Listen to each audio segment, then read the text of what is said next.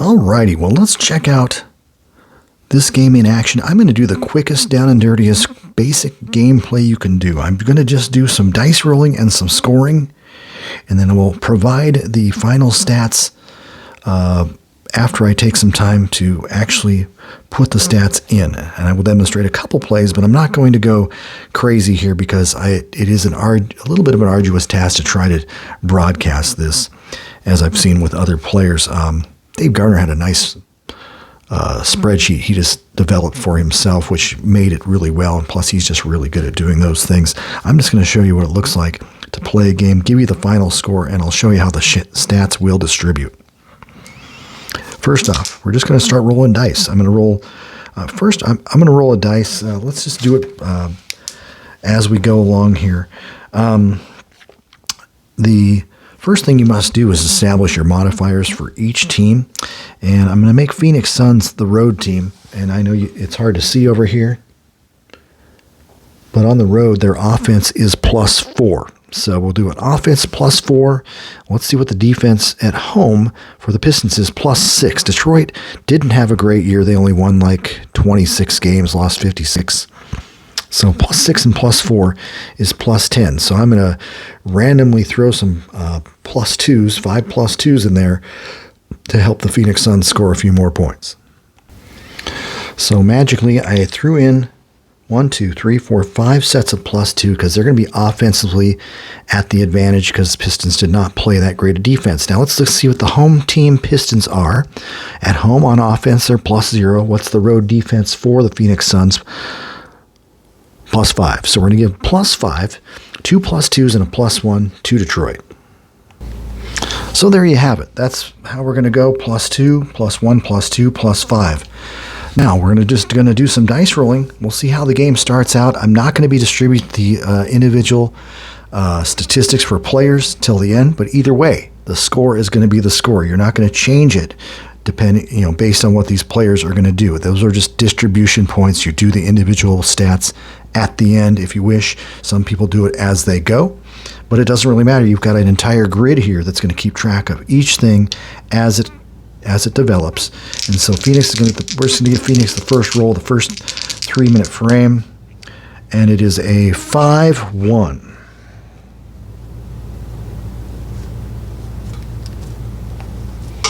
It's a total of 6 points, but when you look up the stats, you look at 51 over here, and it says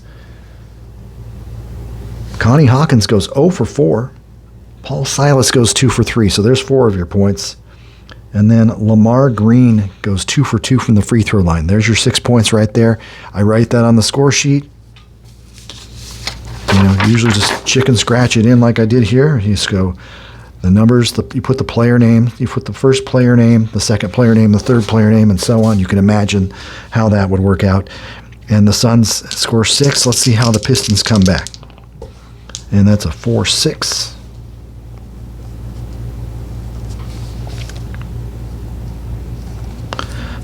So the Pistons, who won only 26 games, get out to an early lead.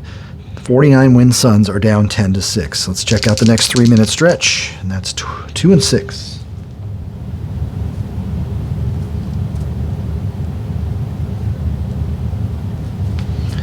So an 8 + 6 is 14. I do a running total so you can see how the score is developing.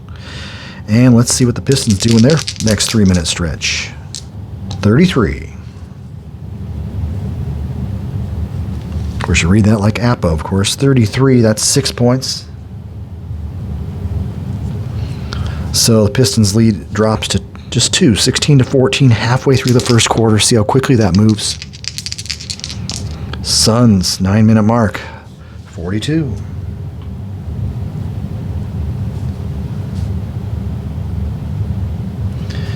And I already created an error for myself. That's why I don't like using pen. I said 2 + 6 is 8, but I didn't add the modifier. And so that's supposed to be 10. And so we have to have 16 there. And 16 plus 6 is going to be 22.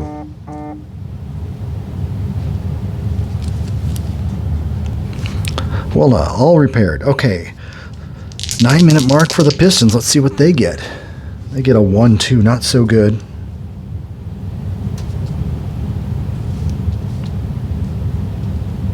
So going into the final 3 minutes, the Suns lead 22-19.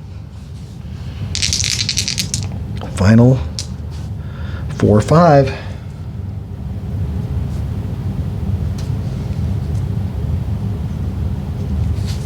So they have 31. It's going to take some serious roll by the Pistons to stay up with the Suns. And they don't get it.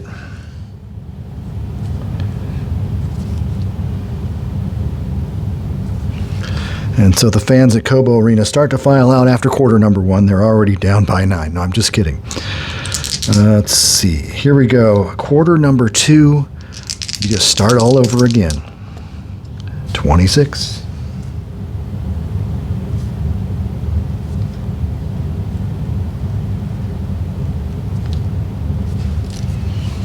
So Suns are up to 39. And there's a good one for the Pistons.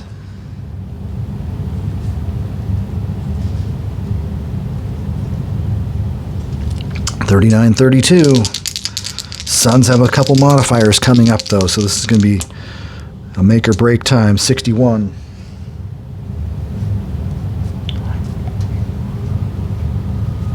Suns are rolling. They got 48 points. Modifier for the Pistons. That's a 35.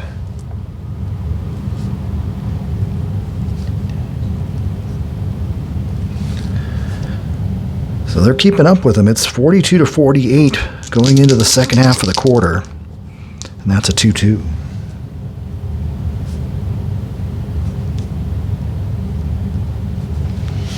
So with the modifier, it's 6 points, but it's 54-42. Pistons looking to come back. They got a 26.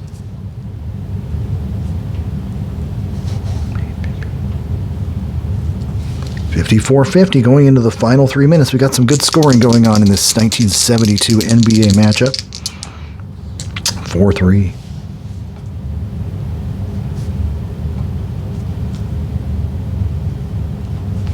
All right, Suns on pace to get 122 points. And let's see how the Pistons close out the half. Oh, a good one.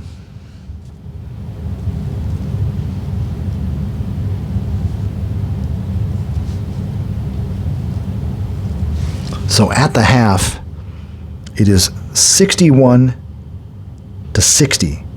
Suns lead the Pistons by a mere point going into the second half.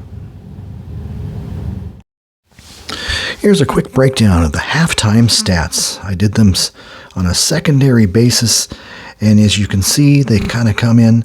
Hawkins goes 0 for 4 in the first, so you write down 0 for 4 field goals. He made some free throws. Second quarter, he made some free throws, so he's 0 for 4 from the field, and now he is 5 for 6 from the free throw line. And as you can tell, it's 61-60 Phoenix. You kind of check every quarter. Here's the shots, so you can kind of add it up as you go to verify that you're doing it correctly. I've also got the assists over here. Pistons have 17 rebounds and 7 assists in the half. They are led by Big Bob Lanier, who's in his second season.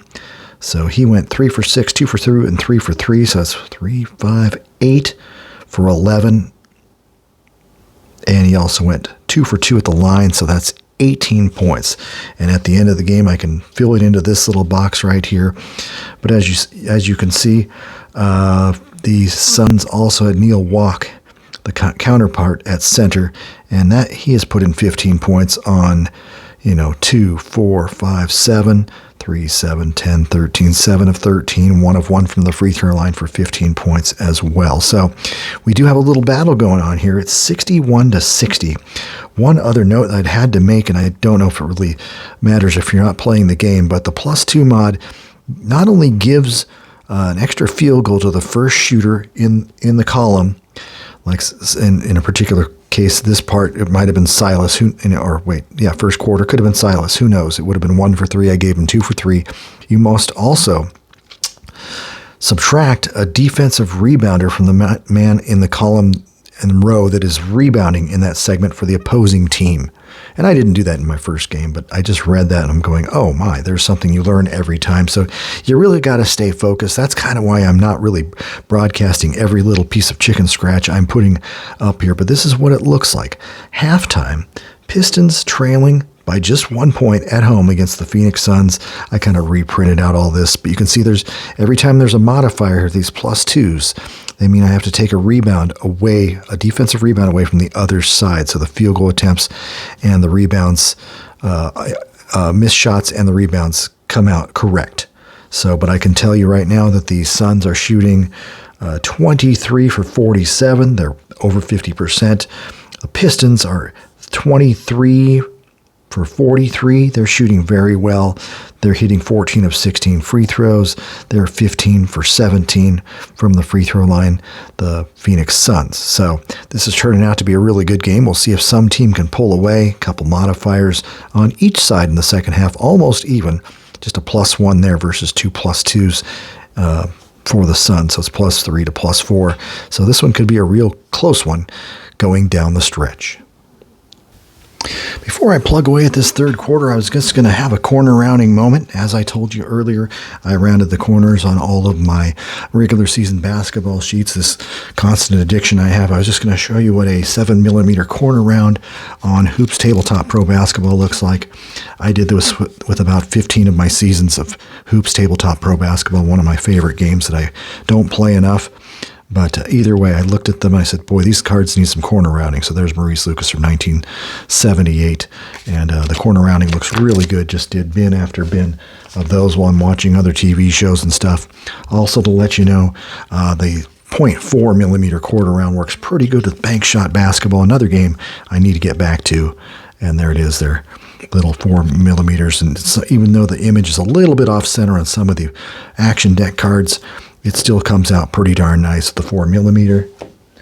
Let's see what the player cards. I also did my 2 seasons, my 88-89 and college season 1. Did some 4mm. Pistol Pete looks just a little bit sharper right there. Al Sanders, Tommy Hess, just nice rounded corners. So that has been your corner rounding minute at Rod's Tabletop Hoops. All right, back to the action. Got a 1-point lead for Phoenix. Let's see how this third quarter goes. Never have to worry about foul trouble. The players just kind of play as they play when regular season basketball. And I know there are additional stats and advanced game things, but we're just trying to play a regular game here with basic rules. And we got a 4-3. Phoenix Suns start off.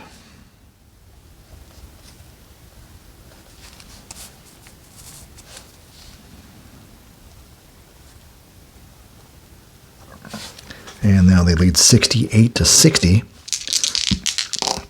Pistons come back with a 12. Holy cow.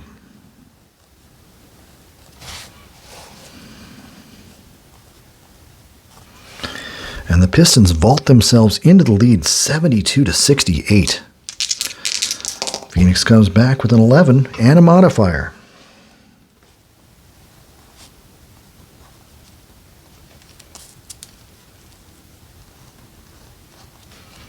They lead 81-72 for the moment, and a 1-5 for Detroit, +1 modifier, so that's 6, 7.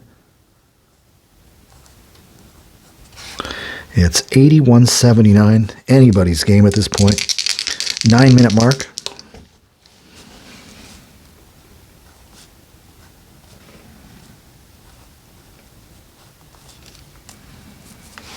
$87 points for Phoenix.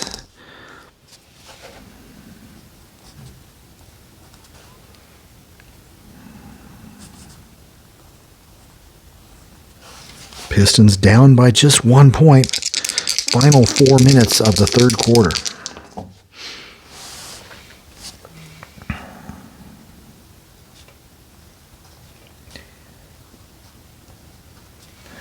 So they finished the quarter, the Phoenix Suns, with 95 points. What do the Pistons got left in the tank for the third period? That's a 6-4.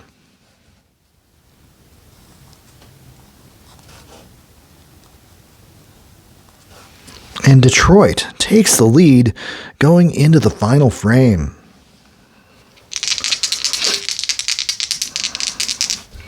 Fourth quarter, we're just going to play this out. 6-5, great start. Plus a modifier, so that's 11-13.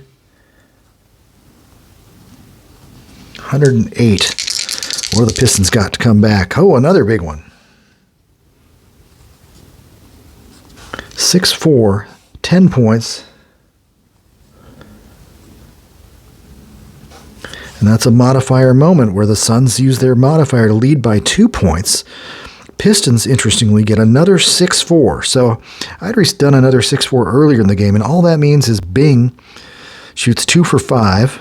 Jim Davis shoots 2 for 2. So Jim Davis is going to have a big role in this fourth quarter because he'll be 4 for 4.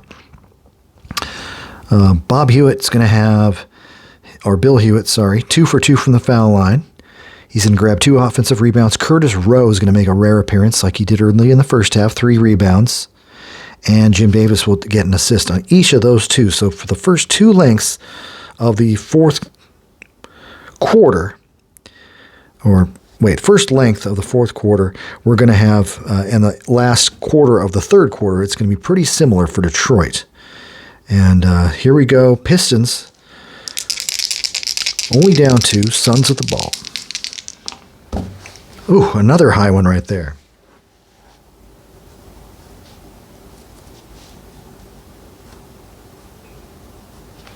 So with 6 minutes to play, 119 points for Phoenix. This is not a defensive-oriented game right now. And the 3-6 by the Pistons, plus a modifier.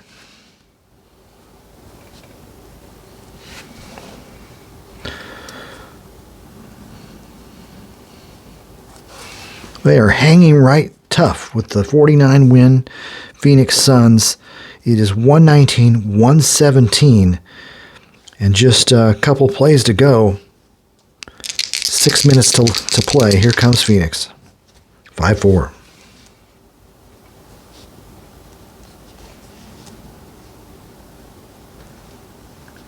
Ooh, this is like a high-scoring ABA game or something. A lot of high rolls. Here comes Detroit. Oh my goodness, continues.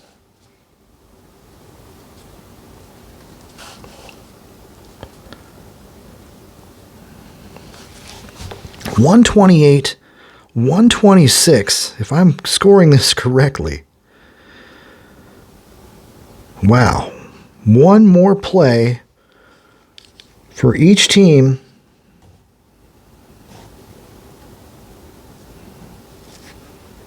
Just making sure I've got the numbers right. 13, 11, 9. Yep. One final play. Phoenix Suns. They're on deck. Here we go. That's a 1-4. Not very good.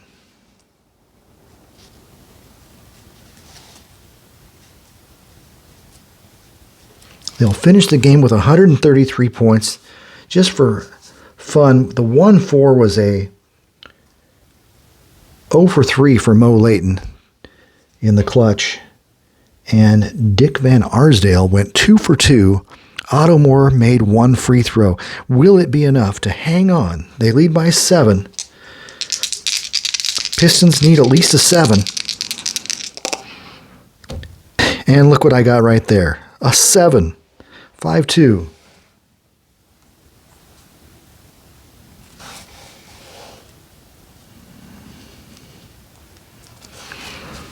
And there we go. We have an overtime.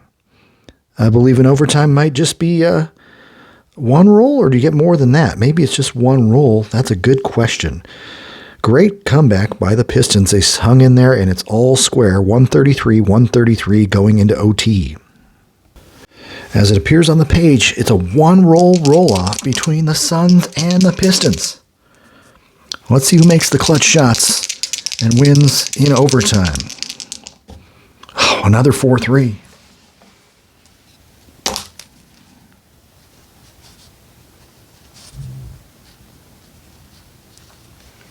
$140. And during that sequence on a 4-3, the monstrous Lamar Green, not really, goes 1 for 3. Dick Van Arsdale goes 2 for 3. And Paul Silas makes 1 out of 2 free throws. So no Connie Hawkins, no super duper stars, although I'll give Dick Van Arsdale a partial superstar. He averaged nearly 20 points a game that year. So let's find out if the Pistons can pull this off. They are the home team. There are no modifiers. Detroit. No! So my Detroit fan, Dave, he knows how bad of luck we have with the Detroit Pistons. They're going to fall in overtime.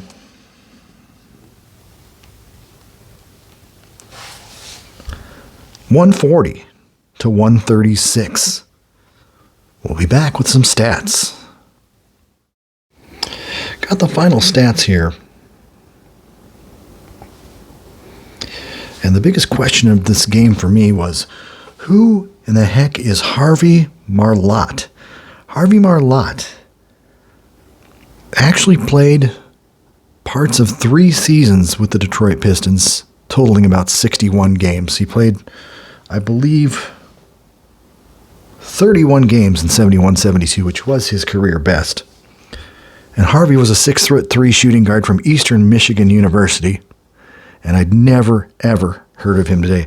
And suddenly I'm doing the stats, and I'm rolling the dice, and I see that Harvey Marlotte shows up scoring points. And he ended up shooting 2 for 4 and then 2 for 2 in the fourth quarter and or overtime period, ending the game with 8 points, 2 rebounds, and an assist. And it's like I'd never even heard of him. He did not show up. It's like he showed up in the game late or something and finally came through with some points.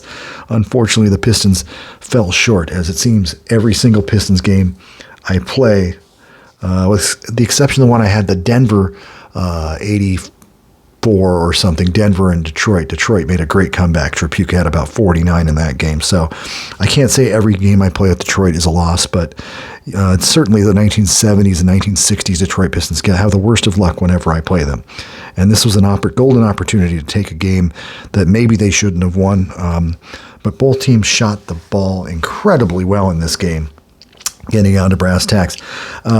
54 for 100 for 54% for the Phoenix Suns, and 80% from the line. They took 40 free throws and 100 field goal attempts. Of course, this includes an overtime. Pistons shot 54 of 96, even better, 56.3%, and they made 28 out of 34 free throws. Just checking the total team numbers. Pistons averaged about 32 free throw attempts per game. Of course, we had an overtime in this one, so 34 is right on the money.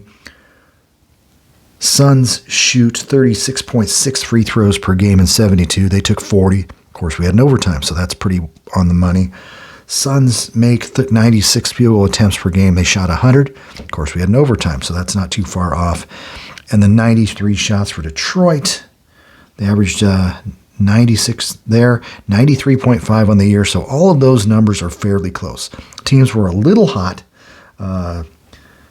Pistons shoot just 45%, so they were a little bit down. There was not much defense being played in this game, but I imagine, let's see what the Suns shot on the year, 457. They shot 540. Yeah, neither team, these dice were just red hot. They were just, I was rolling a ton. As you can see, I rolled a ton of high numbers. There was 4-5, then I had a 4-5, let's see, this is the Suns. There was a 6-5, a 6-5, a 5-6, and a 5-4, rolled right in a row. So there's some pretty high numbers, higher than typical. Pistons were not as big a deal,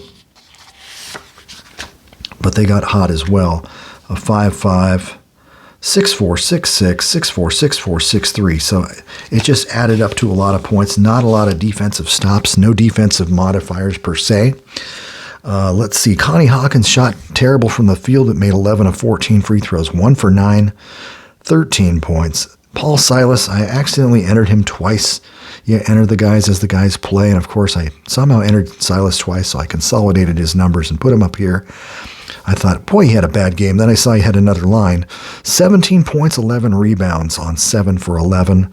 Our MVP is Dick Van Arsdale, who was just consistent throughout, nearly had a triple-double. 10 of 13 from the floor, 11 of 12 from the free throw stripe. 9 rebounds and 9 assists. You can't do much better than that. Neil Walk, the big center, picked after Llewellyn Sindor the year before, or 2 years before, had 33 points on 16 of 24. He only had 7 boards, though, so I wasn't going to give him a ton.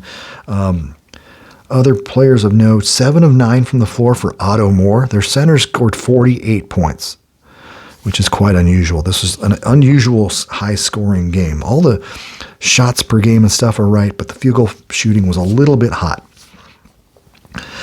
Pistons got 25 out of Bob Lanier. He had 6 in the third, but then only had 1 point in the fourth and overtime. So cooled off a little bit. Shows a little randomness here. Players get hot, players get cold. 26 points for Dave Bing, but once again, probably should have fed a couple of those balls into Lanier. He only shot 9 of 25 from the field. Jimmy Walker didn't get the ball much, just 5 for 10. That guy averages about, let me take a look over here, 21.3, so he didn't get enough shots for him. Terry Dissinger came on late. He averages 9.4 points and 4 rebounds. He finished 11 points and 5 rebounds. Curtis Rowe showed up late, too. Only 5 points, but he did have 9 rebounds. He averaged 8.5. So maybe he should be higher on this grid. Should have shown up a little bit earlier. Just some interesting stuff. Harvey Malott, my favorite new name. I know almost all of these guys, and it's like even Bill Hewitt was kind of obscure to me, but still I'd heard of him. Harvey Malott, I'd never heard of. Additional players, we had guys like Webb, and who's Webb? I've heard of the name. Jeff Webb, Lamar Green, Silas, Connie the Hawk Hawkins. Yeah, Clem Haskins just had 9 points and 4 assists. He averaged about 15 a game, as I recall. 15-7. Neil Walk averaged 15-7. Silas 17-5. This may have been a career year for Paul Silas in scoring. What did he average rebound-wise? 11.9. So 17 and 11. You can't get closer than that for Paul Silas. Looking around, any other things of note? Like I said, hot shooting. This score sheet did take me quite a while to compile after I got all the second half plays in. It is arduous a little bit because you're subtracting for modifiers. Say you get +2, you got to subtract a rebound on that same line in that same section of the quarter for the opponent. So I'm not fluent in that as of yet. This final prize is the great result. I mean, I could do it by hand and do it one at a time, but it probably would take me twice as long to play the game if I went this sheet, then that sheet, then this sheet, then that sheet, then this sheet. I could probably have done that. Might not save me any time. But as difficult as this was to put together, in the end, it comes out with a pretty good basketball game as far as field attempts, free throw attempts, but it's just a different way of going about it. You're going backward, and you're hitting everything, you're rolling the results, and then you're seeing who did all the damage. So, but it was neat to see the Dick Van Arsdale. I could tell that he'd been hot. He had a solid first half, and he just wasn't missing. Oh, the other key stat of the day, Jim Davis came out of nowhere. He's a forward center. And Jim Davis, he's listed as a center. Well, Jim decided not to rebound. He had 0 rebounds. But on the plus side, he had 3 assists and shot 9 for 9 from the floor. So once again, just like the centers for Phoenix, Jim Davis and Bob Lanier combined for 20 for 24. I mean, you can't do much better than that. No one was stopping anybody at the rim. So anyway, I hope you enjoyed this little recap and our regular season basketball game by Marco Walter. Easily available online. I will put a link to the website in the description, or just look up regular season basketball Marco Walter board game, and it comes up pretty easily. But this is the 71-72 season. Like I said, I've got 69-70 ABA. I've got 61-62 ABL, American Basketball League, because I really wanted to play that. And it's quite a fascinating game. It's just a different style of play. It's different strokes for different folks. This might not be for everybody. Like I said, it's not individual cards. These are your cards. Each team is one card. So anyways, I'm going to zoom out to show you how pretty these boards are.